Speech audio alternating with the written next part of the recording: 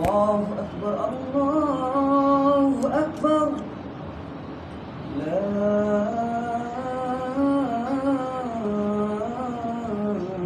إله إلا الله لا إله إلا الله اللهم رب هذه الدعوة التامة والصلاة القائمة آت الأحمد والسلام.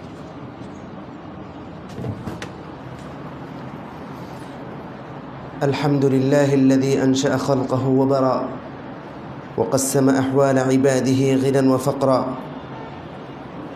وأنزل الماء وشق أسباب الثرى. أحمده سبحانه فهو الذي أجرى على الطائعين أجرا وأسبل على العاصين سترا. هو سبحانه الذي ما فوق السماء وما تحت الثرى ولا يغيب عن علمه دبيب النمل في الليل إذا سرى. سبحت له السماوات وأملاكها وسبحت له النجوم وأفلاكها وسبحت له الأنحار وأسماكها وسبحت له الأرض وسكانها وسبحت له البحار وحيتانها وإن من شيء إلا يسبح بحمده ولكن لا تفقهون تسبيحهم. فأشهد أن لا إله إلا الله وحده لا شريك له جل عن الشبيه والمثيل والكفر والند والنظير. وأشهد أن محمدًا عبده ورسوله وصفيه وخليله وخيرته من خلقه وأمينه على وحيه. أرسله ربه رحمة للعالمين وحجة على العباد أجمعين. فهدى الله تعالى به من الضلالة وبصر به من الجهالة وكثر به بعد القلة وأغنى به بعد العيلة. فصلوات الله وسلامه عليه وعلى آله الطيبين وأصحابه الغر الميامين ما ذكره الذاكرون الأبرار وما تعاقب الليل والنهار. ونسأل الله سبحانه وتعالى إلى السداد والتوفيق. أما بعد، يقول الله سبحانه وتعالى: يا أيها الناس اتقوا ربكم الذي خلقكم من نفس واحدة وخلق منها زوجها وبث منهما رجالا كثيرا ونساء واتقوا الله الذي تساءلون به والأرحام إن الله كان عليكم رقيبا.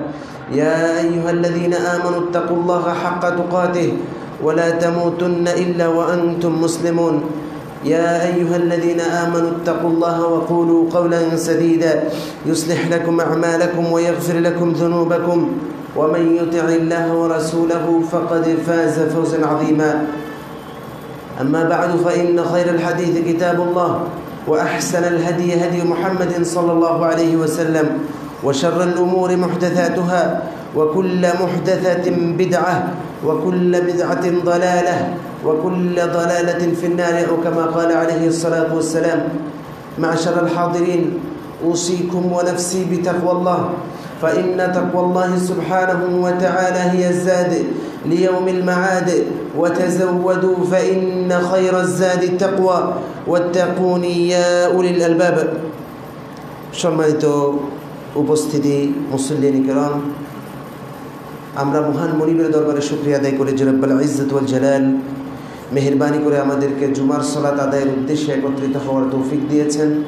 আমরা সকলেই কালিমাতে শুকর আদায় করি আলহামদুলিল্লাহ। লক্ষ কোটি দরুদ ও সালাম পেশ করছি মানবতার মুক্তিদূত মুহাম্মদুর রাসূলুল্লাহ সাল্লাল্লাহু আলাইহি ওয়াসাল্লামের প্রতি। আমরা সকলে বলি আল্লাহুম্মা সাল্লি ওয়া সাল্লিম ওয়া বারিক আলাইহি। সম্মানিত উপস্থিতি মুসলিম কিরাম, আল্লাহ রাসূল সাল্লাল্লাহু আলাইহি ওয়াসাল্লাম একদা সাহাবায়ে কিরামদেরকে নিয়ে বসে আছেন। এমন সময় এক অপরিচিত ব্যক্তি সাহাবায়ে কিরামদের মাঝে আগমন ঘটল। ওমর রাদিয়াল্লাহু তাআলা বলছেন, তিনি এমনভাবে এসেছেন যে তার হাইয়া হচ্ছে, তার যেই পোশাক পরিধান করেছে সেটা একবারে দবদবে সাদা, তার মধ্যে কোনো ধরনের কোনো সফরের চিহ্ন নেই, চুলগুলো একবারে কুচকুচে কালো। যদি তিনি সফর করে আসতেন তাহলে তাকে সফরের যে আলামতগুলো, সে আলামতগুলো তাকে আক্রান্ত করতো, কিন্তু তিনি সফরের কোনো চিহ্ন আলামত তার মধ্যে পাওয়া যায়নি। তিনি যে জামা পরে আসছেন একবারে দবদবে জামা, একবারে কুচকুচে কালো চুল, এবং তিনি যে মানে খুব আশেপাশ থেকে এসেছেন এরকমও না, কেউ তাকে চিনে না, সফরেরও চিহ্ন নয়, তাকে কেউ চিনেও না। এমন একজন ব্যক্তি আসেন, এসে সাহাবাই কেরামদেরকে ফাঁকা করে রাসূল সাল্লাল্লাহু আলাইহি ওয়াসাল্লামের কাছে এসে রাসূল সাল্লাল্লাহু আলাইহি ওয়াসাল্লামের হাঁটুর সাথে হাঁটু লাগিয়ে তিনি বসে জিজ্ঞেস করলেন, ইয়া মুহাম্মদ আখবিরনি আনিল ইসলাম, হে মুহাম্মদ আমাকে ইসলাম সম্পর্কে সংবাদ দাও, ইসলাম কি? রাসূলুল্লাহ সাল্লাল্লাহু আলাইহি ওয়াসাল্লাম যখন কেউ প্রশ্ন করতেন, রাসূলের সুন্নাহ ছিল, মানহাজ ছিল রাসূল সাল্লাল্লাহু আলাইহি ওয়াসাল্লাম উত্তর দেয়া। তিনি উত্তর দিলেন, আল ইসলামু আন তাশহাদা আল লা ইলাহা ইল্লাল্লাহ, ইসলাম হচ্ছে এই সাক্ষ্য প্রদান করা আল্লাহ ছাড়া সত্য কোনো মাবুদ নেই, ওয়া আন্না মুহাম্মাদার রাসূলুল্লাহ, মুহাম্মদ সাল্লাল্লাহু আলাইহি ওয়াসাল্লাম আল্লাহর প্রেরিত রাসূল, আল্লাহ রাব্বুল আলামিনের পক্ষ থেকে আগত রাসূল, ওয়া ইকামিস সালাত, সালাত আদায় করা, ওয়া ইতাইজ যাকাত, যাকাত প্রদান করা, ওয়া সাওমি রমাদান, রমাদান মাসে সিয়াম পালন করা, ওয়াল হাজ্জিল বাইত, এবং হজ পালন করা। 5টা বিধানের কথা রাসূল সাল্লাল্লাহু আলাইহি ওয়াসাল্লাম ইসলামের পরিচয় দিয়েছে। আমরা যারা স্বাভাবিকভাবে মুসলিম হিসেবে আছি, আমরা তাওহীদের বাণীগুলো খুব বেশি জানি না, তবে সালাতের কিছু কিছু মাসআলা, কিছু কিছু বিধিবিধান আমাদের মোটামুটি জানা আছে। যারা সালাত আদায় করেন তারা মোটামুটি সালাতের বিধানগুলো কিছু কিছু জানেন, যেহেতু তাদের প্রত্যেকেই প্রতিনিয়ত সালাত আদায় করতে হয়, প্রত্যহ 5 বেলা। আর যাকাতের বিধানগুলো সম্পর্কে আমরা সম্পূর্ণরূপে অজ্ঞ, কারণ আমরা মনে করি যে যাকাত ফরজ হওয়ার জন্য কোটি কোটি টাকা প্রয়োজন, কোটি কোটি টাকা হলে যাকাত আসবে, কিন্তু আদৌ যাকাত কি কোটি কোটি টাকা হলে দিবেন নাকি আরও কম টাকাও যাকাত আসে, এই বিষয়টা আমাদের জানা দরকার। এই বিধানগুলো সম্পর্কে আমরা সময়ে সময়ে আমাদের এখানে বিভিন্ন সময় প্রোগ্রাম হয়ে থাকে, সেগুলোর মাধ্যমে আপনারা জানেন, জানার চেষ্টা করবেন। সাওম প্রতি বছর আমাদের কাছে একবার আসে, আর সাওমের বিধান সম্পর্কেও যেহেতু সাওম শুরু হলে সাওমের মধ্যে আমাদের একটা আমেজ কাজ করে, সেটা হচ্ছে ইফতার কেন্দ্রিক প্রোগ্রাম। এই আমেজের কারণে আমরা অনেকেই সাওমের কিছু কিছু বিধিবিধান জানি। সবচেয়ে বেশি অবহেলিত হচ্ছে রাসূল সাল্লাল্লাহু আলাইহি ওয়াসাল্লাম 5ম নম্বরে যেই ইসলামের স্তম্ভের কথা বলেছেন, সেটা হাজ্জুল বাইত, হজ পালন করা। তবে হজ করবেন কারা, তাদের ব্যাপারে আল্লাহ রাব্বুল আলামিন একটা দিক নির্দেশনা দিয়েছেন, সেটা হচ্ছে যাদের সামর্থ্য আছে বাইতুল্লাহতে যাওয়ার, তারাই হজ পালন করবে। সবার জন্য কমনলি এটা আল্লাহ রাব্বুল আলামিন বিধিবদ্ধ করে দেননি। আল্লাহ সুবহানাহু ওয়া তাআলা কুরআনুল কারীমের মধ্যে বলছেন, ওয়া আতিমুল হাজ্জ ওয়াল উমরাহ, তোমরা হজ পালন করো, উমরা পালন করো। তবে সামর্থ্যের কথা যেহেতু আসছে, আমরা যদি সামর্থ্যের কথা বলতে যাই, তাহলে আমাদের দেশে অনেক রিকশাওয়ালার উপরেও হজ উমরা ফরজ। তারা হয়তো দৈনন্দিন ইনকামের জন্য তারা রিক্সা চালায়, কিন্তু বাস্তবে তাদের এত বেশি জমি জমা আছে যেগুলো বিক্রি করলে তারা হজ করতে পারে। অনেক মানুষের হজ করার সামর্থ্য আছে, উমরা করার সামর্থ্য আছে, কিন্তু তারা হজ উমরা করেন না। তারা মনে করেন এই মুহূর্তে যদি হজ উমরা করি তাহলে আমি হজ উমরা ধরে রাখতে পারবো না, এজন্য অনেকে এই অজুহাতে হজ উমরা করেন না। আবার অনেকে মনে করেন আমার কাছে তো টাকা নেই। এইরকম একটা বাড়িওয়ালা যদি মনে করে যে আমার কাছে হজ করার সামর্থ্য নাই, তো এর থেকে বড় আফসোসের আর কিছুই হয় না। মনে করেন আপনার মাঝদি শহরের 7 তলা একটা বাড়ি আছে, আপনি চিন্তা করতেছেন যে আমার তো আসলে সামর্থ্য নেই, আমার বাড়ি একটা আছে, বাড়ি থেকে মাসে মাসে আমি কিছু টাকায় ভাড়া হিসেবে পাই, সেগুলো আমার শেষ হয়ে যায়, মাস শেষে কিছুই থাকে না। অথচ আপনার ভাড়াটিয়া হজ করে চলে আসছে, আর আপনি চিন্তা করতেছেন আপনার হজ করার সামর্থ্য নেই। অবশ্যই আপনার সামর্থ্য আছে, আপনি একটা ইউনিট বিক্রি করে দেন অথবা দীর্ঘমেয়াদী একটা ভাড়া দিয়ে দিলেই আপনার হজের সামর্থ্য হয়ে যায়। কিন্তু এই বিষয়গুলো মানুষ খুব গুরুত্বের সহকারে নেয় না। যেমন কিছু মানুষ আছে সলাৎটাকে গুরুত্ব সহকারে নেয় না, ঠিক অনেক মানুষ যারা সলাৎকে গুরুত্ব সহকারে নেয় কিন্তু হজ উমরাকে গুরুত্ব সহকারে নেয় না। অথচ আল্লাহ রাব্বুল আলামিন যেই আয়াতগুলোর মাধ্যমে বলেছেন আকিমুস সালাহ ওয়া আতুজ যাকাত। সেই আয়াতগুলোর মধ্যে আল্লাহ রাব্বুল আলামিন একটা আয়াতের মধ্যে বলছেন ওয়া আতিম্মুল হজ্জ ওয়াল উমরা, তোমরা হজ এবং উমরা পূর্ণ করো। হজ এবং উমরা করা যাদের সামর্থ্য আছে তাদের উপর ওয়াজিব। তবে বর্তমানে আমাদের এই দেশ থেকে প্রচুর মানুষ হজে যাচ্ছেন এবং হজ থেকে উমরাকারীর সংখ্যা অনেক বেশি। প্রতিদিন 100-এর উপরে উমরাকারী বাংলাদেশ থেকে গিয়ে থাকে, প্রতিদিন 100-এর উপরে। এটা যদি হিসাব করা হয় আপনার বছর শেষে দেখা যাবে যে অনেক বেশি উমরাকারী উমরা পালন করার জন্য গিয়েছেন, যার হিসাবটা অগণিত। হাজির সংখ্যা থেকে অনেক বেশি। হজ যেহেতু বছরে একবার, হাজির সংখ্যা লাখ সুই বা কাছাকাছি বা একটু কম বেশি হয়, কিন্তু উমরাকারীর সংখ্যা আমাদের এই বাংলাদেশ থেকে বর্তমানে অনেক বেশি যাচ্ছে। কিন্তু দুঃখ এবং পরিতাপের বিষয় হচ্ছে এই উমরাকারীরা 90% উমরাকারী উমরার বিধান সম্পর্কে জানেন না, কিভাবে উমরা করতে হবে উমরা সম্পর্কে জানেন না।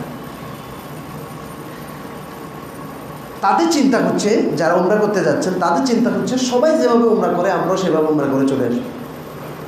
ওই যে নতুন যখন ব্যক্তি নামাজ পড়তে আসে, সে দেখে যে কেমনে নামাজ পড়ে, তো নামাজের মধ্যে কাশি দিছে, এই লোকও কাশিতে মনে করে যে এটা মনে হয় নামাজের একটা বিধান। ঠিক আমাদের উমরাকারীদের অবস্থা এরকম যে একবার এই ওয়ালকে গিয়ে জড়াই ধরছে, আরেকবার এখানে গিয়ে জড়াই ধরছে, যেটাকে দেখে সেটাকে জড়াই ধরে। মানুষ ধরতেছে, এই কারণে তিনিও ধরতেছে। তিনি আসলে জানেন না কেন ধরতে, কী ধরছেন, কেন ধরছেন, এটা কি ধরার প্রয়োজন আছে কিনা, কিছুই জানেন না। উমরা করে এসেছেন, উমরা শেষ করে ফোন দিয়েছেন যে আমি তো বিনা উজুতে তাওয়াফ করছি। কোনো একজনের কাছে শুনছি যে তাওয়াফ করার সময় উজু লাগে, এখন ফোন দিচ্ছে আমি কি করব, আমি তো বিনা উজুতে তাওয়াফ করে ফেলছি। এই যে বিধান যখন না জানে তখন সমস্ত বিধানের সমস্ত মাসআলার ক্ষেত্রে তিনি গলত করে ফেলেন, আর যখন ফিরে আসেন তখন এটাকে আর সংশোধন করার কোনো সুযোগ থাকে না। এজন্য যখনই কোনো কাজ করার জন্য সিদ্ধান্ত নেবেন, ওই কাজের আগে জ্ঞান অর্জন করা আবশ্যক। সেটা যদি হোক দুনিয়াবি কোনো বিষয়, যেমন মনে করেন আপনি মাঝদি শহরে একটা ফার্মেসি দোকান দিবেন। আপনার যদি ফার্মেসির ব্যাপারে কোর্স করা না থাকে, জ্ঞান না থাকে, আপনি ফার্মেসি দিয়ে আপনি এখানে বসে থাকবেন। একজন আসছে নাপার জন্য, আপনি পুরা তাক খুঁজবেন, কোথাও আপনি নাপা ট্যাবলেট খুঁজে পাবেন না। খুঁজতে এখান দিয়ে কাস্টমার যিনি আসছে তিনি চলে যাবেন, বলে এমন দোকানে আসছে 1 ঘন্টা ধরে ওষুধ খুঁজতেছে, পাচ্ছে না। এই জন্য আপনি যখন যে কোনো ব্যবসা করবেন, ব্যবসার আগে ওই ব্যবসা সম্পর্কে অবশ্যই আপনার জ্ঞান অর্জন করতে হবে, আর না হলে আপনি লসের সম্মুখীন হবেন। ঠিক তেমনিভাবে আপনি যদি ব্যবসা করে লসের সম্মুখীন, আপনার হয়তো দুনিয়াবে কিছু লস হলো, কিন্তু আপনি যদি এমন ইবাদত করলেন যে ইবাদত সম্পর্কে আপনি জানলেন না, আপনি না জেনে ইবাদত করে আসছেন, কিন্তু পরবর্তীতে আপনি জানছেন যে হ্যাঁ যা করছেন সবই ভুল, এখন আপনার ওই ইবাদতকে সংশোধন করার আর কোনো সুযোগ নাই। যেমন আপনার জীবনে কোনো রকম কষ্ট করে একটা হজ করছেন, হজে গিয়ে আপনি সব তাল বেগুনে সব কিছুকে পাকাই ফেললেন, সব ভুলভাল করে আসছেন। আর হজ থেকে ফিরে আসার পরে কেউ একজনের সাথে কথা বললেন যে ভাই এরকম হজ করছে, বলছে আপনি এটা করছেন, এটা তো ভুল করছেন। তুমি কী বলেন আপনি এটা ভুল করছেন? তখন কি আর সংশোধন করার কোনো সুযোগ আছে? কোনো সুযোগ নেই। এজন্য ইমাম বুখারী রাহিমাহুল্লাহ তার সাহিহের মধ্যে একটা বাব নিয়ে এসেছেন, আল বাব আল কাউলু ক্বাবলা আল ফি'লি ওয়াল আমাল, কথা বলার আগে, আমল করার আগে জ্ঞান অর্জন করা। আল ইলমু ক্বাবলা আল কাউলি ওয়াল আমাল, কথা বলার আগে এবং আমল করার পূর্বে জ্ঞান অর্জন করা। আপনি যে আমল করবেন, যে কথা বলবেন, তার আগে জ্ঞান অর্জন করতে হবে। তো আজকে আমি সিদ্ধান্ত নিয়েছি একজন মানুষ কীভাবে উমরা পালন করবে এই ব্যাপারে আপনাদের সামনে কিছু বিধান আরোপ করার জন্য। যদিও আপনাদের কাছে যারা গিয়েছেন তাদের কাছে হয়তো বিষয়গুলো অনেক সহজ মনে হবে, আর যারা এখন পর্যন্ত জাননি তাদের কাছে বিষয়গুলো একটু জটিল মনে হতে পারে। তবে জটিল হলেও আপনারা মনোযোগের সাথে শুনবেন। এরপরে যখন উমরাতে যাবেন, উমরা যাওয়ার আগে ওমরা সম্পর্কিত যে বইগুলো লেখা হয়েছে একটা সহি বই খুঁজে বইটা পড়ার পরে আপনার এই খুতবার কথা মনে হবে যে না, খুতবার মধ্যে এই কথাগুলো বলছে, এই কাজ করতে হবে, এই কাজ করতে হবে। আমি আপনাদের কাছে আশা রাখবো আপনারা মনোযোগের সাথে এইগুলো শুনবেন। ওমরা করার জন্য ওমরার ফরজ হচ্ছে 2টি।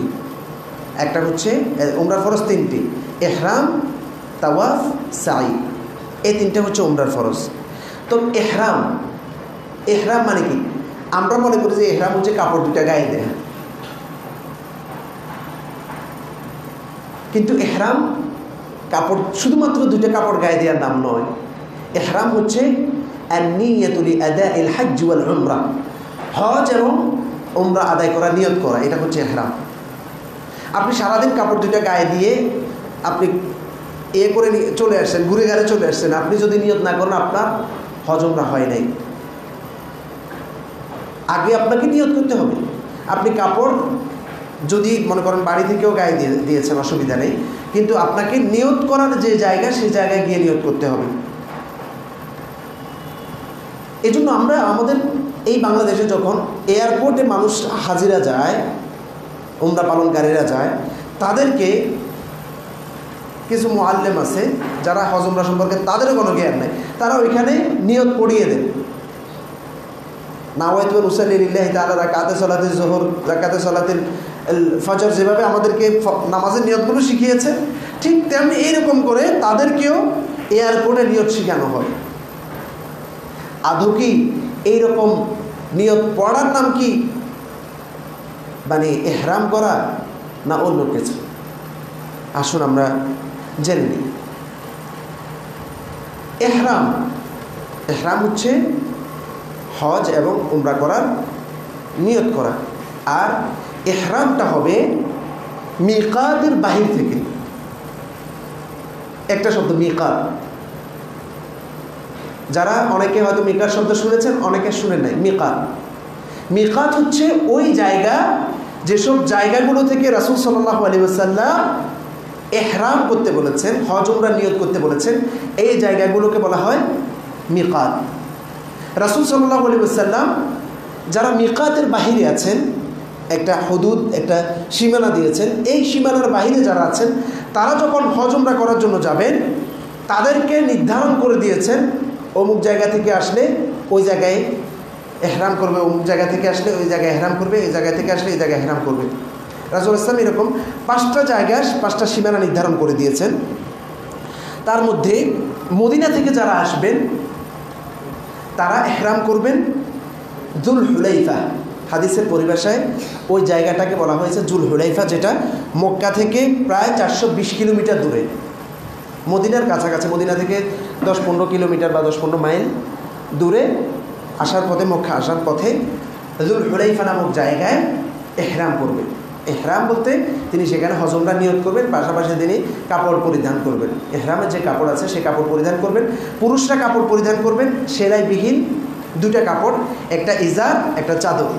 আর মহিলারা স্বাভাবিক যে ড্রেস আছে সেই ড্রেস। মহিলাদের জন্য বিশেষ কোনো ইহরামের বিশেষ কোনো ড্রেস কোড নাই।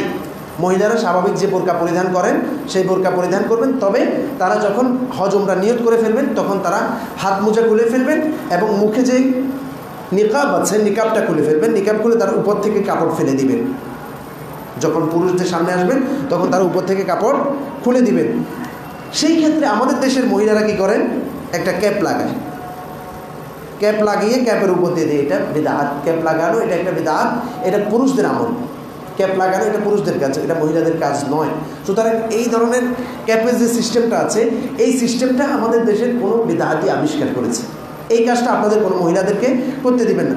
অনেকেই আছেন বুঝতেছে বাবার হজ করতে যাচ্ছি, তখন তারা আরও হয়তো কখনো হাত মোজা টুজা পরিধান করেন না, এবার হজ করতে গিয়ে নতুন হাত মোজা পরিধান করেন, ভালো করে একবারে মুখ টুক বেঁধে ভালো করে যান যাতে কেউ না দেখে হজ করতে যাচ্ছে। কিন্তু না, হজের বিধানের ক্ষেত্রে তার হাত মোজা খুলে ফেলবেন, তিনি অন্য কাপড় দিয়ে হাতকে ঢেকে রাখবেন পুরুষদের থেকে দেখানো থেকে, এবং উপর থেকে পাট ফেলে দিবেন। মুখের এখান দিয়ে যে নিকাবটা করা হয় এই নিকাবটা তিনি করবেন না, উপর থেকে পাট ফেলে দিয়ে মুখটা তার খোলা থাকবে। এটা হচ্ছে মহিলাদের ক্ষেত্রে। মদিনাবাসী করবেন যুল হুলাইফা থেকে। যুল হুলাইফার বর্তমান নাম হচ্ছে আবিয়ার আলী। মক্কা থেকে কত কিলোমিটার দূরে বললাম? 420 কিলোমিটার দূরে। এরপরে যারা ইরাকবাসী, মানে ওই দিক থেকে আসবেন, ইরাকের দিক থেকে আসবেন, তারা ইহরাম করবেন যাত ইরাক নামে জায়গা থেকে। রাসূল ইসলাম নামকরণ করেছেন যাত ইরাক, বর্তমানে এটাকে বলা হয় দারবিয়া। এই জায়গা থেকে তারা মিকাত করবেন। এটা মক্কা থেকে প্রায় 100 কিলোমিটার দূরে, মক্কা থেকে 100 কিলোমিটার দূরে। এরপরে যারা হিজাজবাসী আছে, অর্থাৎ দুবাই, কাতার, কুয়েত, এই জায়গাগুলো থেকে যারা উমরা বা হজ পালন করার জন্য আসবেন, তারা ইহরাম করবেন কারনি মানাজিল। এটা একবার বর্তমান, এটার নাম, ওই জায়গাটার নাম হচ্ছে আস-সাইলুল কাবীর, বা এটাকে আপনার তায়েফের কাছাকাছি। আর এই মিকাতটা হচ্ছে বাইতুল্লাহ থেকে সবচেয়ে কাছের মিকাত, প্রায় 78 কিলোমিটার, মক্কা থেকে 78 কিলোমিটার দূরে তায়েফের কাছাকাছি। বর্তমান নাম হচ্ছে সাইলুল কাবীর। আর রাসূল সাল্লাল্লাহু আলাইহি ওয়াসাল্লাম হাদিসের মধ্যে যে নাম বলেছেন সেটা হচ্ছে কারনু মানাজিল। আর ইয়ালামলাম, ইয়ামেনবাসী এবং আমরা যারা সাগর পথে পাড়ি দিয়ে জেদ্দা হয়ে আপনার, বা বিমানের পথে জেদ্দা দিয়ে আমরা যারা হজ অথবা উমরা পালন করতে যাব, আমাদের মিকাত হচ্ছে ইয়ালামলাম। বর্তমানে এটাকে বলা হয় সাদিয়া, ইয়ালামলাম বা সাদিয়া। এই জায়গা থেকে ইহরাম করে যাবে। এটা আমরা যারা বিমান যোগে যায়, তারা যাওয়ার পথে বিমানের মধ্যে ঘোষণা দেয় যে আমরা 5 মিনিটের মধ্যে মিকাত অতিক্রম করব। যারা আগে থেকে কাপড় পরিধান করে গিয়েছেন, কাপড় পরিধান করা শুধুমাত্র ইহরাম নয়, আপনার হজ উমরার নিয়ত নয়। আপনার যখন ঘোষণা আসবে বিমানের মধ্যে যে 5 মিনিটের মধ্যে আমরা মিকাত অতিক্রম করব, তখনই আপনি নিয়ত করবেন যে আমি উমরা পালন করলাম, উমরা পালন করার নিয়ত করলাম। আর মুখে এটা বলবেন লাব্বাইকা উমরাহ আও লাব্বাইকা হাজ্জান ওয়া উমরাহ, আমি হজ এবং উমরা পালন করতে যাচ্ছি। আর যদি শুধু উমরা হয়, লাব্বাইকা উমরাহ এটা বলে তিনি মানে শুরু করবেন। এরপর থেকে তিনি বাইতুল্লাহতে যাওয়ার আগ পর্যন্ত, বাইতুল্লাহ দেখার আগ পর্যন্ত তিনি তালবিয়া পাঠ করবেন। তালবিয়া কোনটা? লাব্বাইক আল্লাহুম্মা লাব্বাইক লাব্বাইক লা শারীকা লাক লাব্বাইক ইন্নাল হামদা ওয়ান নি'মাতা লাক ওয়াল মুলক লা শারীকা লাক। এরপরে যারা রিয়াদের দিক থেকে আসবে, তারা করবে রাবেগ নামক জায়গায় তারা ইহরাম করবে। এটাকে হাদিসের পরিভাষায় রাসূল সাল্লাল্লাহু আলাইহি ওয়াসাল্লাম বলেছেন জুহফা, বর্তমান এটাকে রাবেগ বলা হয়। সেখানে এই 5টাকে রাসূল সাল্লাল্লাহু আলাইহি ওয়াসাল্লাম ইহরামের জন্য নির্ধারণ করে দিয়েছেন। এগুলো প্রায় মানে এক একটা, কোনোটা 150 কিলোমিটার, কোনোটা 100 কিলোমিটার, কোনোটা 400 কিলোমিটার, এভাবে করে দূরে দূরে। কিন্তু আমাদের এই বাঙালিরা কি করে, প্রথম তারা উমরা করেছে, বাড়ি থেকে এয়ারপোর্ট থেকে নিয়ত করে গেছেন। রাসূল সাল্লাল্লাহু আলাইহি ওয়াসাল্লাম কখনো মদিনা থেকে নিয়ত করেন নাই। নিয়ত করেছে কোথায় এসে? যুল হুলাইফা। মদিনা থেকে যখন আসতেন, যুল হুলাইফা নামক জায়গায় এসে রাসূল সাল্লাল্লাহু আলাইহি ওয়াসাল্লাম নিয়ত করতেন। যখন ইহরামের নিয়ত করা হয়, তখন অশ্লীলতা, মারামারি, ঝগড়াঝাটি, স্বামী স্ত্রীর মেলামেশা সবগুলো হারাম হয়ে যায়। হারাম হয়ে যায় চুল কাটা, নখ কাটা, তারপরে বিভিন্ন পারফিউম ইউজ করা। যখন ইহরামের নিয়ত করবেন, তখন তিনি এই কাজগুলো থেকে নিজেকে বিরত রাখবেন। এগুলো যদি করে থাকেন, তাহলে তার ইহরামটা ভেঙে যাবে। যারা হুদুদের ভিতরে আছে, মিকাতের ভিতরে আছে, অর্থাৎ এই যে আমরা কিলোমিটারগুলো বললাম, যারা এর ভিতরে মক্কার আশেপাশে বসবাস করেন, যারা মিকাতের সীমানাগুলোর ভিতরে বসবাস করে, তারা কোথায় ইহরাম করবে? তারা ইহরাম করবে হুদুদে হারামের যে সীমানা আছে। আরেকটা নতুন শব্দ বললাম, হুদুদে হারাম, হারামের সীমানা। হারামের সীমানা রাসূল সাল্লাল্লাহু আলাইহি ওয়াসাল্লাম নির্ধারণ করে দিয়েছেন। প্রায় মনে করেন অ্যারাউন্ড 7-8 কিলোমিটার একটা জায়গা। এই জায়গার বাহিরে, মানে হারামের সীমানার বাহিরে যে জায়গাগুলো আছে, সেই জায়গাগুলো থেকে তারা ইহরাম করবে। হারামের যে সীমানা রাসূল সাল্লাল্লাহু আলাইহি সাল্লাম দিয়েছেন, সেই সীমানার বাইরে তারা ইহরাম করে তারা ভিতরে প্রবেশ করে উমরা পালন করবে। কিন্তু আমরা যারা বাহির থেকে যাব, তাদের উপর ওয়াজিব হচ্ছে তারা মিকাতে ইহরাম করবেন। তারা যদি মিকাত অতিক্রম করে হুদুদের ভিতরে, হুদুদে হারামের বাহির থেকে ইহরাম করেন, তাদের ইহরাম হবে না। আমরা বাঙালিরা অথবা অন্যান্য দেশের যারা হজ উমরা সম্পর্কে জানে না, তারা কি করেন, প্রথম উমরা পালন করার পরে মসজিদ হারাম থেকে প্রায় 5 থেকে 7 কিলোমিটার ধরে মসজিদ আয়েশা একটা জায়গা আছে, এটা হচ্ছে হুদুদে হারামের সীমানা। মসজিদ আয়েশাতে গিয়ে তারা ওইখান থেকে নতুন নতুন ইহরাম করে তারা এসে নতুন নতুন উমরা করেন। মিকাত থেকে যখন আপনি যাবেন, আপনার জন্য একটা উমরা, এরপরে আপনি উমরা করতে হলে আপনাকে মিকাতের বাইরে যেতে হবে। মিকাতের বাইরে যাওয়া ছাড়া আপনার উমরা করার আর সুযোগ নেই। আপনি মসজিদে আয়েশা থেকে গিয়ে মানে ইহরাম করে আপনি উমরা করলেন, আপনার এই উমরা হবে না, এই উমরা আপনার হবে না। এই উমরাটা তাদের জন্য, যাদের এই মানে মিকাতটা হচ্ছে তাদের জন্য যারা হুদুদে হারামের ভিতরে, যারা হুদুদ মিকাতের ভিতরে বসবাস করে, তাদের জন্য। আমি যখন আপনার 2022 সালে উমরা করতে গিয়েছি, তখন আমি তো মোটামুটি উমরা সম্পর্কে একটু পড়াশোনা করে গিয়েছি। তো আমাদের সাথে প্রায় 18 থেকে 20 জন উমরা পালনকারী ছিলেন। তো তাদেরকে যে মুআল্লিম ছিল, সেই মুআল্লিম মসজিদে আয়েশাতে নিয়ে গিয়েছেন, আমাকে যাওয়ার জন্য বলছেন, আমি যাই নাই। তারা ওইখান থেকে গিয়ে উমরা করে আসছেন, এসে বলছে যে আপনি যান নাই কেন, আমরা তো নতুন করে উমরা করছি। এইবার তারা একটা জিনিস শিখে গেছে, না এরাম করে ঢুকলে উমরা হয়ে যাবে। তো তারা রুম থেকে কাপড় গায়ে দিয়ে গিয়ে উমরা করতেছে, রুম থেকে কাপড় গায়ে দিয়ে গিয়ে উমরা করে চলে আসতেছে। তো এক একজন বলতেছে, আপনি কয়টা করছেন? বলতেছে আমি 7টা করছি। আপনি কয়টা করছেন? আমি 5টা করছি। এরকম করে শুধু উমরা কয়টা করছে এরকম গোনাগুনি করছে। উমরা আসলে এরকম গোনাগুনির নাম নয়। এক সফরে মিকাত থেকে আপনি যখন ঢুকবেন একটা উমরা, আবার নতুন যদি উমরা করতে হয় আপনাকে মিকাতের বাইরে যেতে হবে। মিকাতের বাইরে যাওয়া ছাড়া আপনার উমরা করার সুযোগ নাই। মসজিদে আয়েশা থেকে অথবা রুম থেকে আপনি ইহরামের মানে কাপড়টা পরিধান করে গিয়ে উমরা করে ফেলবেন, এরকম না। আপনি এখন জুমার ওয়াক্ত, জোহর ওয়াক্ত, আপনি এখন জুমার সলাত আদায় করতে হবে। এখন যদি আপনি আসরের সলাত আদায় করেন, সলাত তো দেখতে সলাতে তো রুকু সিজদা সব ঠিক আছে, কিন্তু আপনার কি সলাতটা আদৌ আল্লাহ রাব্বুল আলামিন কবুল করবেন? কবুল করবেন না। সুতরাং আপনি আল্লাহ রাসূল সাল্লাল্লাহু আলাইহি ওয়াসাল্লামের যে পদ্ধতি আছে, সেই পদ্ধতিকে ভায়োলেট করে আপনি শুধু করলেন 10টা করলাম, 20টা করলাম, মায়ের জন্য করলাম, বাবার জন্য করলেন, একটাও হয়নি।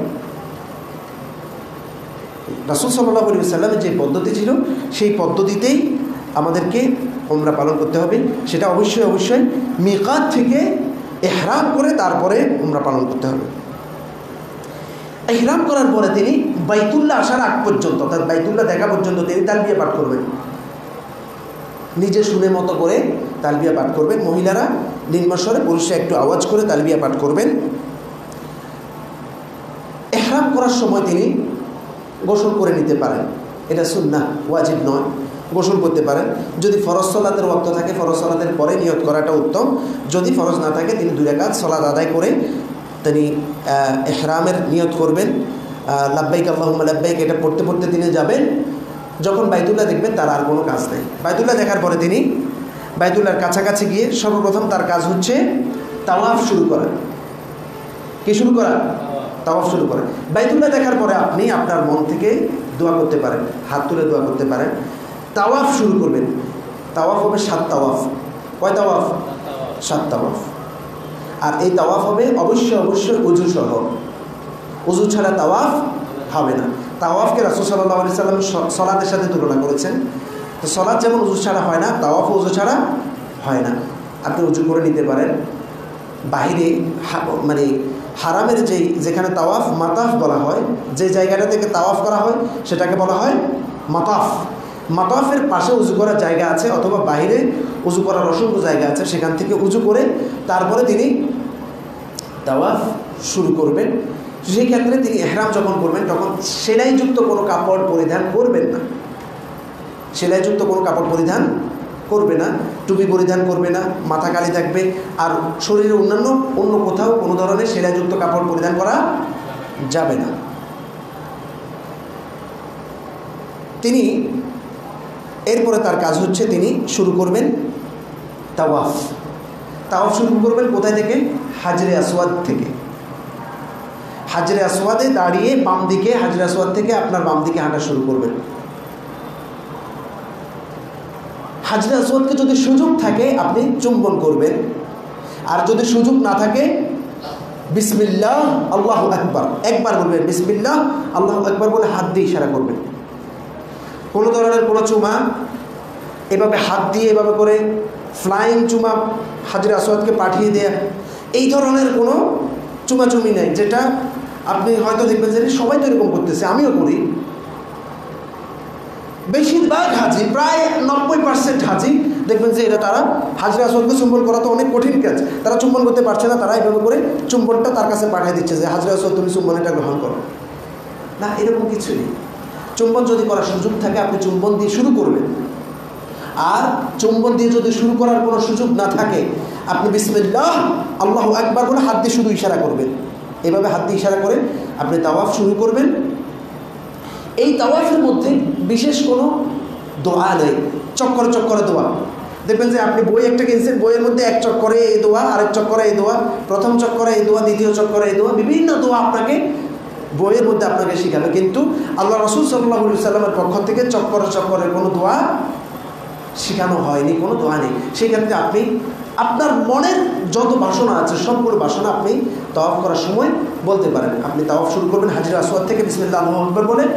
তাওয়াফ করতে করতে আপনি একবারে হাজরে আসওয়াদ যেখান থেকে শুরু, তার ডান দিকে যেই ওয়ালটা আছে এই ওয়ালটাকে বলা হয় রুকনে ইয়ামানি। আপনি শুরু করছেন হাজরে আসওয়াদের বাম দিকে, এভাবে করে আপনি যখন ঘুরে আসবেন রুকনে ইয়ামানির লাস্ট মাথায় একটা জায়গা আছে, একটু খালি একটা জায়গা আছে।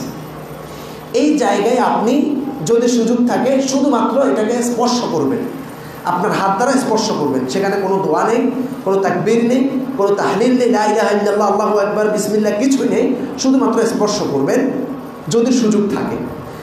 অনেকেই কি করেন, কাপড় খুলে তারপরে তাসবিহ নিয়ে এসে অথবা ছোট্ট বাচ্চাদেরকে ওই রুকন ইয়ামানিতে একটু ঘষে নেন, তার কাপড়টা খুলে কাপড়টা ঘষে নেন, তাসবিহ কিনে তাসবিহটাকে ঘষে নেন। অনেকেই আতর টাতর নিয়ে সেখান থেকে ঘষে নিয়ে আসেন, অথবা অনেকে গিয়ে ওয়ালকে এভাবে করে জড়িয়ে ধরেন। এগুলো কোনোটাই জায়েজ নেই। শুধুমাত্র মানে হাজরে আসওয়াদ এবং রুকন ইয়ামানির যেই দেয়ালটা আছে, দেয়ালের লাস্ট মাথায় একটু খালি জায়গা আছে, ওই খালি জায়গাটা হাত দিয়ে স্পর্শ করবেন।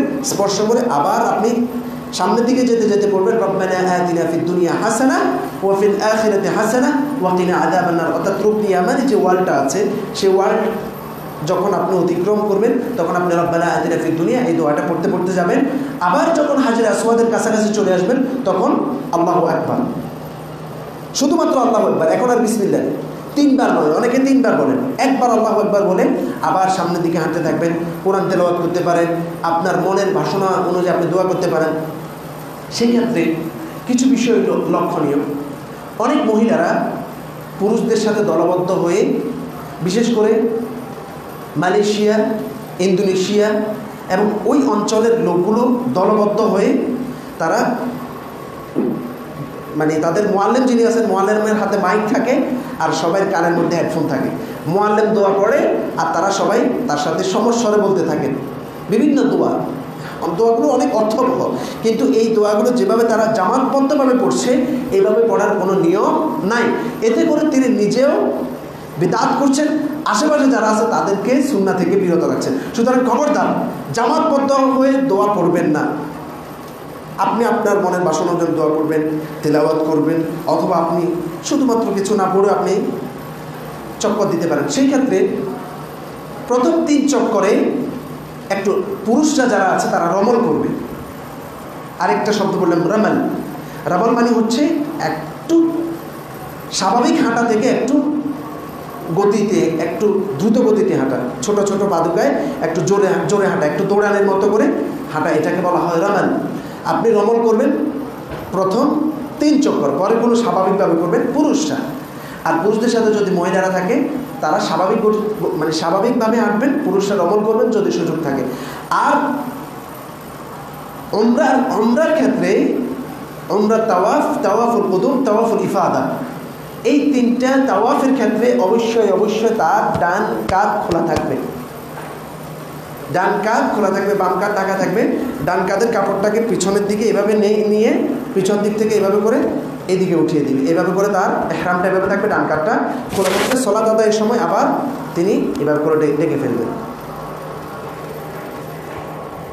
এটাকে বলা হয় জি ইস্তিবদা। এটাকে বলা হয় ইস্তিবদা, অর্থাৎ ডান কাঁধ খোলা রাখা, রমল করা। প্রথম 3 চক্করের রমল হবে, শুধুমাত্র 3 চক্করের রমল হবে। আর কোথাও কোনো স্পর্শ করা, জড়িয়ে ধরা, কাপড় চোপড় লাগানো, শরীর লাগানো, এইরকম অন্য কোথাও কোনো জায়গা নেই, একটা জায়গা ছাড়া, সেটা হচ্ছে মুলতাজিম। মুলতাজিম কাকে বলা হয়? মুলতাজিম হচ্ছে হাজরে আসওয়াদ এবং বাবুল কাবা, কাবার দরজার থেকে এদিকে হাজরে আসওয়াদ পর্যন্ত, দরজার শেষ সীমা এবং হাজরে আসওয়াদ ছোট্ট একটা জায়গা, 1 হাত অথবা 1.5 হাত 2 হাত হবে, এইরকম একটা জায়গা, এটাকে বলা হয় মুলতাজিম।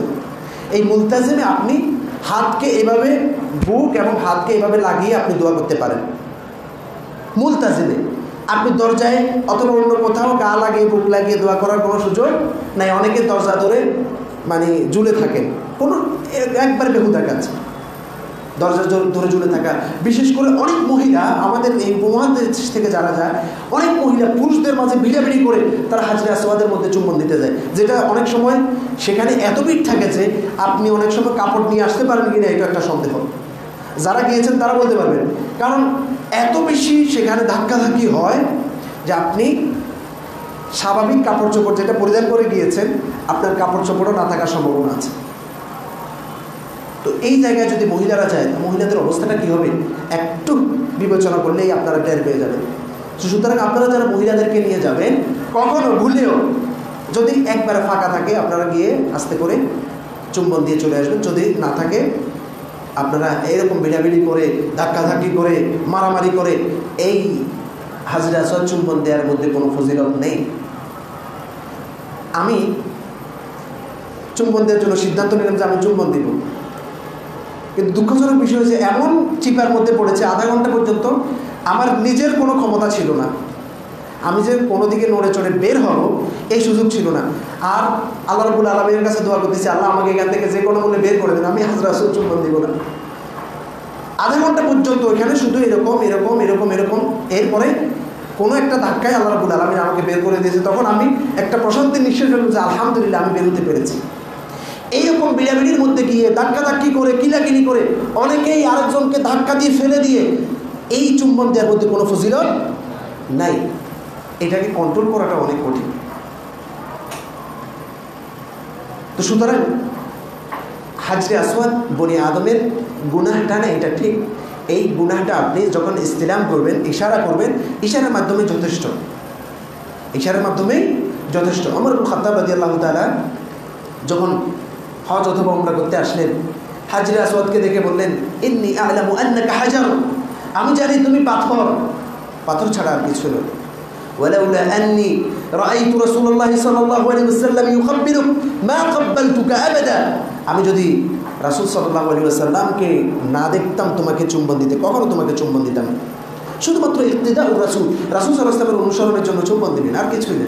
যদি সুযোগ না থাকে চুম্বন দেওয়ার প্রয়োজন নেই। ওখানে মারামারি করে কাপড়কে, অনেকে কাপড় নিয়ে যায়, বাচ্চা নিয়ে যায়, বাচ্চাকে নিয়ে ওখানে লাগিয়ে নিয়ে আসে যে আমার ছেলেটাকে আমি বাইতুল্লাহর সাথে লাগাই নিয়ে আসলাম, অনর্থক। মাকামে ইব্রাহিম আলাইহিস সালামের যেই পাথরে দাঁড়িয়ে বাইতুল্লাহ মেরামত করেছেন, বাইতুল্লাহর কাজ করেছেন, ওই পাথরটাকে বলা হয় মাকামে ইব্রাহিম। এটা হাজরে আসওয়াদ থেকে একটু সামনে গেলেই একটা গোল বেষ্টনী দ্বারা সেখানে সেফটি দেওয়া আছে। হাজি সাহেবটা গিয়ে কি না কি গিয়ে ওইখানে গিয়ে জড়াই দেয়, ওইটাকে একদম অনর্থক কাজ। এই কাজের মধ্যে কোনো ফায়দা নাই, গুনাহ। এই কাজ করা গুনাহের কাজ। যখন আপনার তাওয়াফ শেষ হবে, এইভাবে করে 7 তাওয়াফ যখন শেষ হবে, তাওয়াফ শেষে আপনি 2 রাকাত সালাত আদায় করবেন। আর এই সালাতটা আদায় করবেন মাকামে ইব্রাহিমের পিছনে। আল্লাহ সুবহানাহু ওয়া তাআলা বলছেন ওয়াত্তাখাযু মিন মাকামি ইব্রাহিম মুসাল্লা, মাকামে ইব্রাহিমকে তুমি সালাতের জায়গা হিসাবে গ্রহণ করো। মাকামে ইব্রাহিমের পিছনে আপনি সালাত আদায় করবেন। যদি মাকামে ইব্রাহিমের পিছনে সালাত আদায় করার সুযোগ না পান, তাহলে যে কোনো একটা জায়গায় সালাত আদায় করলে যথেষ্ট হয়ে যাবে। 2 রাকাত খুব দ্রুততার সাথে সংক্ষিপ্ত সূরা এবং সংক্ষিপ্ত রুকু সিজদার মাধ্যমে সালাত আদায় করা হচ্ছে সুন্নাহ। একবারে অনেক লং রুকু সিজদা, লং করে কেরাত, এটা সুন্নাহ নয়। সুন্নাহ হচ্ছে দ্রুততার সাথে 2 রাকাত শেষ করে জমজমের পানি পান করে মাসআর দিকে চলে যাওয়া। মাসআ কি? মাসআ হচ্ছে যেখানে সাই করা হয়।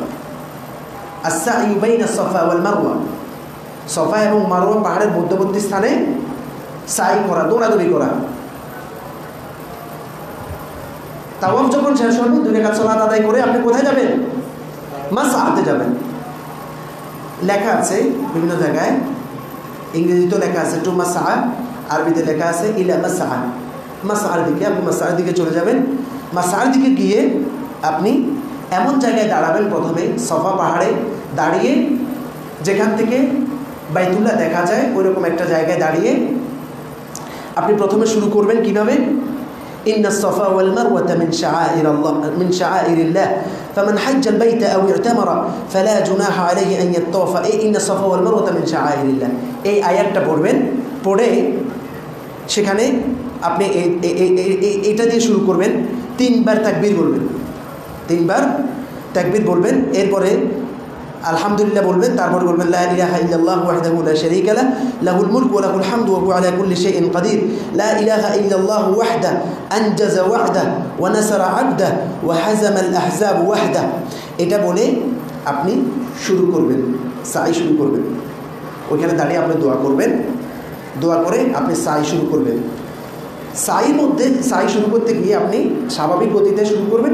একটু পরে সবুজ লাইট দেওয়া আছে, সবুজ লাইটের যে জায়গা আছে ওই জায়গাটা একটু উঁচু জায়গা, যদিও এখন কিছুটা সমান্তরাল হয়ে গিয়েছে, কিন্তু এই জায়গাটা একটু উঁচু ছিল। রাসূল সাল্লাল্লাহু আলাইহি ওয়াসাল্লাম এই জায়গায় হাজরা আলাইহিস সালাম, ইসমাইল আলাইহিস সালামের মা হাজরা আলাইহিস সালাম একটু দৌড়ে গিয়েছেন। রাসূল সাল্লাল্লাহু আলাইহি ওয়াসাল্লাম তার ইক্তেদা করে একটু দৌড়ে গিয়েছেন। রাসূল সাল্লাল্লাহু আলাইহি ওয়াসাল্লাম কাপড়কে এমনভাবে উঠিয়েছেন যে তার হাঁটু পর্যন্ত দেখা গিয়েছিল, তিনি ওই জায়গাটা দৌড়েছেন। এই জায়গায় বর্তমানে সবুজ লাইট দেওয়া আছে, ওই জায়গায় দৌড়াবেন, একবারে জোরে একটা দৌড় দিবেন। দৌড়ে আপনি মাসআয় যাবেন, মারওয়া পাহাড়ে যাবেন। মারওয়া পাহাড়ে গিয়ে আপনার আর কোনো কাজ নাই, বিশেষ কোনো দোয়া নাই। আপনি সেখান থেকে আবার ব্যাক করবেন। একবার সাফা থেকে মারওয়া যাওয়া এক তাওয়াফ, এক সাই, আবার মারওয়া থেকে সাফা আসা এক সাই, টোটাল 7 বার। যাওয়া একবার, আসা একবার, যাওয়া একবার, আসা একবার, যাওয়া একবার, আসা একবার। এভাবে আপনার শেষ হবে কোথায়? মারওয়া পাহাড়ে গিয়ে শেষ হবে। আর যে সবুজ চিহ্ন আছে এই চিহ্ন আপনি দৌড়ে দৌড়ে যাবেন। বিশেষ কোনো দোয়া নেই এই ইয়েতে, দৌড়ানোর ক্ষেত্রে বিশেষ কোনো দোয়া নাই, আপনার মনের খুশি অনুযায়ী দোয়া করবেন। আর এই মাসাটা একটু একটু কষ্টকর বটে। আপনার প্রায় হিসাব করলে 7 চক্করে সাই, 7 চক্করে 3 কিলোমিটারের কাছাকাছি হয়। আপনাকে তাওয়াফও প্রায় আপনি যদি কাছাকাছি দিয়ে করেন, একবারে কাছে যদি ফাঁকা এমন সময় গেছে যে যখন মানুষ কম, এই সময় গেলে আপনি হয়তো 20 মিনিট বা আধা ঘন্টার মধ্যে তাওয়াফ শেষ করতে পারবেন, ফাঁকা জায়গা থাকলে, অনেকটা ফাঁকা জায়গা। কিন্তু যখন ভিড়ের মধ্যে, বিশেষ করে কোনো সালাতের পরে আপনি যাবেন অথবা রাতে যাবেন, তখন আপনার তাওয়াফ করতেই আপনার 1-1.5 ঘন্টা সময় লেগে যাবে। এবার তো 1-1.5 ঘন্টা হেঁটে আসছেন, আবার এখানে এসে আবার 1 ঘন্টার মতো আপনাকে হাঁটতে হবে। 3 কিলোমিটারের পথ প্রায় 1 ঘন্টার মতো আপনাকে হাঁটতে হবে। সাই শেষ করে আপনার আর কোনো সলাৎ টলাৎ কোনো কাজ নাই, আপনি বের হয়ে যাবেন। বের হয়ে গিয়ে আপনি মাথা মুন্ডন করবেন। আল্লাহ সুবহানাহু ওয়া তাআলা বলেন মুহাল্লিকিনা রুউসাকুম ওয়া মুকাসসিরিন। মুহাল্লিকিনা রুউসাকুম মাথাকে হলক করা, হলক কামিয়ে ফেলা, মাথা কামিয়ে ফেলা অথবা কসর করা, পুরো মাথাটাকে কসর করা। আর মহিলারা তো কামানোর কোনো সুযোগ নেই। মহিলারা 1 কর পরিমাণ চুল, তাদের সবগুলো চুল থেকে ধরে 1 কর পরিমাণ চুল কেটে দেবে, এর মাধ্যমে তারা হালাল হয়ে যাবে। আর পুরুষরা কামাবে অথবা হলক করবে। কামানোটাই উত্তম। রাসূলুল্লাহ সাল্লাল্লাহু আলাইহি ওয়াসাল্লাম যারা মাথা কামান তাদের জন্য 3 বার দোয়া করেছেন, রাহিমাল্লাহুল মুহাল্লিকিন, রাহিমাল্লাহুল মুহাল্লিকিন, রাহিমাল্লাহুল মুহাল্লিকিন। যারা মাথা কামায় তাদেরকে আল্লাহ রহমত করুন, যারা মাথা কামায় তাদেরকে আল্লাহ এভাবে করে 3 বার দোয়া করেছেন। আর চতুর্থবার যারা মাথা ছাটায় তাদের জন্য দোয়া করেছেন। অর্থাৎ যারা কামায় তারা উত্তম। আপনার এরপরে মাথা কামানোর পরে আপনি হালাল হয়ে গিয়েছেন, এবার আপনার স্বাভাবিক কাজকর্ম যেগুলো আছে সেগুলো আপনি করতে পারেন। বাইতুল্লাহতে যখন আপনি প্রবেশ করবেন তখন আপনার কাজ কি? আমরা যখন মসজিদে প্রবেশ করি আমাদের কাজ হচ্ছে 2 রাকাত সালাত আদায় করে তারপরে বসা। আর বাইতুল্লাহতে যখন আপনি প্রবেশ করবেন তখন আপনার কাজ হচ্ছে তাওয়াফ করা। তাওয়াফ করবেন, তারপরে এরপরে বসতে পারেন অথবা আপনি আপনার সালাত আদায় করতে পারেন। এই পদ্ধতিতে আপনি তাওয়াফ মানে উমরা সম্পন্ন করবেন। এর পরবর্তীতে যে কথাগুলো আমি আগেই বলে ফেলেছি, যেগুলো ভুল হিসেবে আমাদের সমাজে মানে প্রচলন আছে, যে মসজিদে আয়েশা থেকে অথবা রুম থেকে ইহরাম করে নতুন করে বারবার শুধু তাওয়াফ করা, মায়ের পক্ষ থেকে বাবার পক্ষ থেকে তারপরে উমুকের পক্ষ থেকে তুমুকের পক্ষ থেকে নতুন উমরা করা, এগুলো উমরা নয়, এগুলো মূলত বিদআতি কার্যক্রম। এগুলো আল্লাহ সুবহানাহু ওয়া তাআলার কাছে গ্রহণযোগ্য হবে না। তবে আপনি বেশি তাওয়াফ করার জন্য চেষ্টা করবেন, বেশি তাওয়াফ করার জন্য চেষ্টা করবেন। তাওয়াফের অসংখ্য ফজিলত রয়েছে। আল্লাহ সুবহানাহু ওয়া তাআলা আমাদেরকে জানার মাজার বোঝার তৌফিক দান করুন। আকুলু কাওলি হাযা ওয়া আস্তাগফিরুল্লাহ লি ওয়া লাকুম ওয়া লিসাইরিল মুসলিমিনা মিন কুল্লি যামবিন ফাস্তাগফিরুহু ওয়া তুবু ইলাইহি।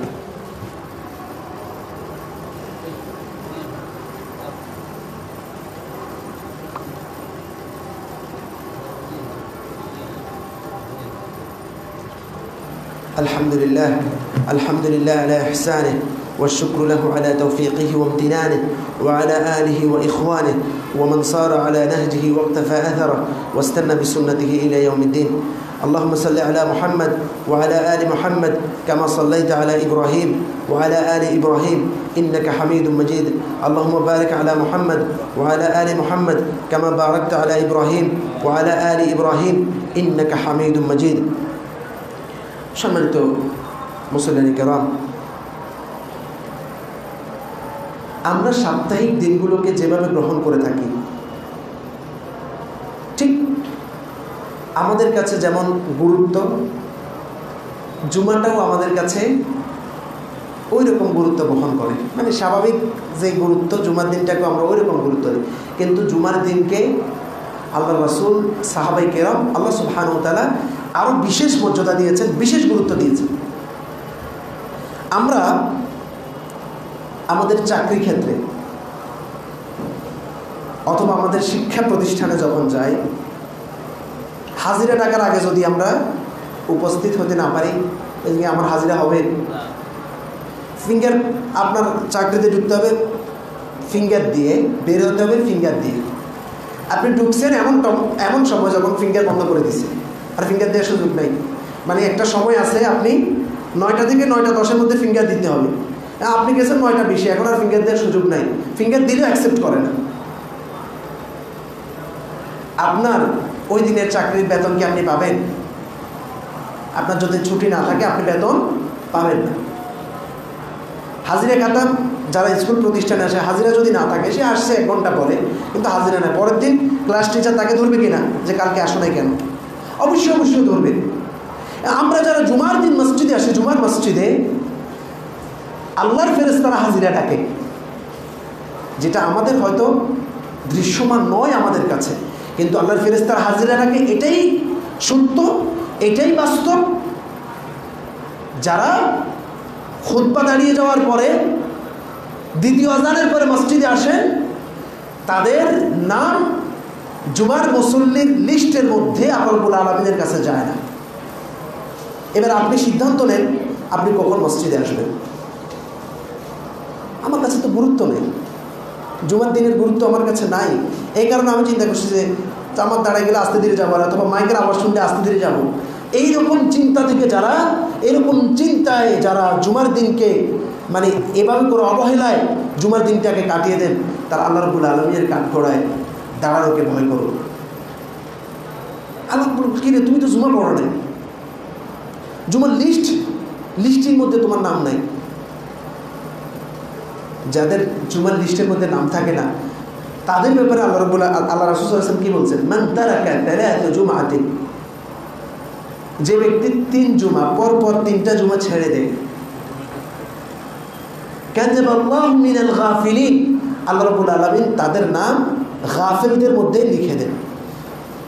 নাউজুবিল্লাহ বলবেন না? আপনার তো হাজিরা নাই, জুমাতে আসছেন ঠিক আছে, আপনার হাজিরা নেই, কারণ আপনার নাম কিন্তু গাফিলদের অন্তর্ভুক্ত হয়ে যেতে পারে।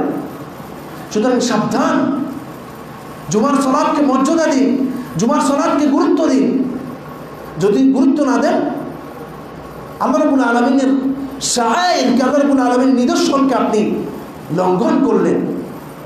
আল্লাহ রাব্বুল আলামিন বলছেন, ইয়া আইয়ুহাল্লাযীনা আমানু, হে ঈমানদারগণ, ইযা নুদিয়া লিস-সালাতি মিন ইয়াউমিল জুমআহ, যখন তোমাদেরকে জুমার দিন ডাকা হয়, জুমার সালাতের উদ্দেশ্যে তোমাদেরকে ডাকা হয়, ফাসআউ ইলা যিকরিল্লাহি ওয়া দারুল বাই', তোমরা আল্লাহ রাব্বুল আলামিনের জিকিরের দিকে ছুটে যাও, ব্যবসা বাণিজ্যকে বন্ধ করো, ব্যবসা বাণিজ্য থেকে বিরত থাকো। আব্দুল্লাহ ইবনে আব্বাস রাদিয়াল্লাহু তাআলা সহ সমস্ত মুফাসসিরিন কেরাম বলেছেন, যখন জুমার আযান হয় তখন ব্যবসা বাণিজ্য করা হারাম। হারাম পণ্য বিক্রি করেন, কিন্তু আপনার পকেটে জুমার আযানের পরে যেই ইনকামটা ঢুকছে এটা হারাম ইনকাম ঢুকছে। এবার মানে আল্লাহ রাব্বুল আলামিন ব্যবসার কথা বলেছেন, বাকি অনর্থক কাজ আমরা এই জুমার দিনটাকে আমেজের দিন হিসেবে গ্রহণ করছি। সাহাবায়ে কেরাম জুমার দিনকে গ্রহণ করেছেন ঈমানকে তাজা করার উপকরণ হিসেবে, আর আমরা আমেজের দিন হিসেবে গ্রহণ করছি। যত অনুষ্ঠান হয় দেখবেন যে আকিকার অনুষ্ঠান জুমার দিন, বিয়ের অনুষ্ঠান জুমার দিন, যেই দিন আপনি মনে করেন দাওয়াত একটা পাইছেন, ওই দিন আপনি কি করেন, আপনার চিন্তা থাকে আজকে তো দাওয়াত একটা দিছে, অমুক বাড়িতে বিয়ের দাওয়াত, গাড়িতে করে যাবেন। আর যেখানে মোটামুটি, যেহেতু আমরা মোটামুটি জানি 1:30টার সময় জুমার সালাত, 1:30 বাজার 5 মিনিট আগে দিয়ে বলবো যে ড্রাইভার সাহেব থামেন, জুমার সালাত পড়ব, নেমে 2 রাকাত পড়ে জুমার সালাত শেষ করে দিছে। আদৌ কি এটা কি জুমার সালাত? তাহলে এই যে খুতবার মহত্ব কি, কেন আল্লাহ রাব্বুল আলামিন এখানে খুতবা রেখেছেন, কেন এত গুরুত্ব দিয়েছেন আল্লাহ রাসূল সাল্লাল্লাহু আলাইহি ওয়াসাল্লাম? যদি আমাদের মধ্যে সেই গুরুত্ব না থাকে তাহলে আমরা আল্লাহ রাব্বুল আলামিনের নিদর্শনকে মর্যাদা দিলাম না। আর আল্লাহ রাব্বুল আলামিনের নিদর্শনকে যারা মর্যাদা দেয় তাদের তাকওয়ার কথা আল্লাহ রাব্বুল আলামিন বলেছেন, তাদের অন্তরটা তাকওয়াবান, তারা মুত্তাকি। ওয়া মান ইউআযিম শাআইরাল্লাহ ফাইন্নাহা মিন তাকওয়াল কুলুব, যে ব্যক্তি আল্লাহ রাব্বুল আলামিনের নিদর্শনকে মর্যাদা দেয় সেটা তার অন্তরের তাকওয়া। আল্লাহ সুবহানাহু ওয়া তাআলা আমাদেরকে জানার মানার বোঝার তৌফিক দান করুন। আল্লাহ সুবহানাহু ওয়া তাআলা আমাদেরকে সহি এবং সঠিকভাবে উমরা করার তৌফিক দান করুন। ইসলামের প্রত্যেকটা ইবাদত সঠিকভাবে পালন করার তৌফিক দান করুন। আমাদেরকে বিদআত থেকে দূরে রাখুন, শিরকিয়াত থেকে দূরে রাখুন। আল্লাহ সুবহানাহু ওয়া তাআলা পৃথিবীতে মুসলিমদেরকে মর্যাদাবান করুন, সম্মানিত করুন। যেমনিভাবে আল্লাহ রাসূল এবং সাহাবায়ে কিরামদেরকে সম্মানিত করেছেন, তেমনিভাবে সারা পৃথিবীতে মুসলিমদেরকে সম্মানিত করুন, মর্যাদা দান করুন। আমাদের ঈমানকে মজবুত করে দেন, আমাদের ঈমানের ত্রুটিগুলোকে দূর করে দেন, ঈমানের বিচ্যুতিগুলোকে আমাদেরকে চিহ্নিত করার তৌফিক দান করুন। আমাদের সবাইকে কবুল করে নিন, জান্নাতুল ফিরদাউসে যাওয়ার তৌফিক দান করুন। ইন্নাল্লাহা ইয়া'মুরু বিল আদলি ওয়াল ইহসান ওয়া ইতা'i যিল কুরবা ওয়া ইয়ানহা আনিল ফাহশা'i ওয়াল মুনকার ওয়াল বাগyi ইয়া'iদুকুম লা'আল্লাকুম তাযাক্কারুন। ফাযকুরুনি আযকুরকুম ওয়াশকুরু লি ওয়া লা তাকফুরুন।